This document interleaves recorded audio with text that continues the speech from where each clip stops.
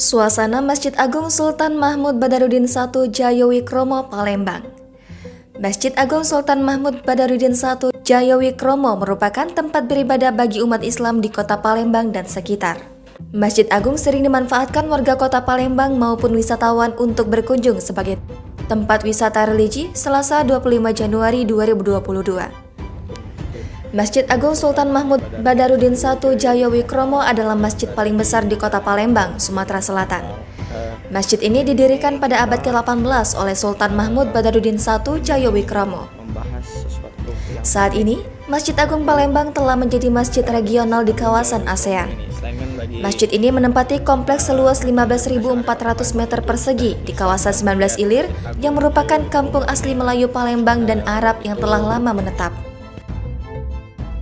Ini ada beberapa hal unik itu di Masjid Agung Jayawikromo ini, selain dijadikan tempat jualan itu kan bagi warga-warga di sini dan juga tempat sholat. Nah, Masjid Agung Jayawikromo ini siang itu banyak dijadikan tempat istirahat bagi warga-warga di kota Palembang itu, nah khususnya yang singgah di sini baik mau sholat atau sekedar istirahat kayak orang di sini. Ini baru sadar tadi bahwa Masjid Agung itu banyak manfaatnya itu, tenang.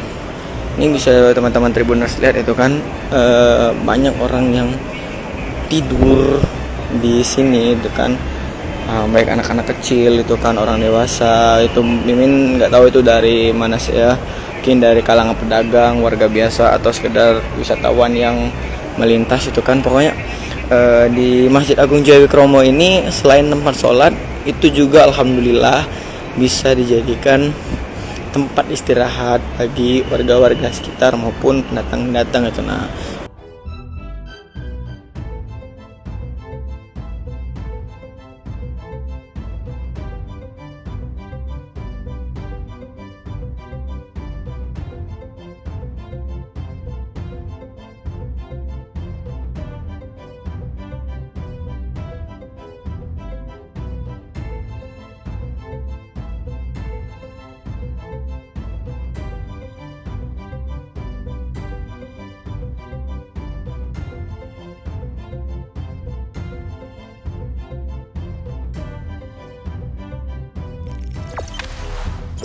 jangan lupa subscribe, share, komen, dan like ya.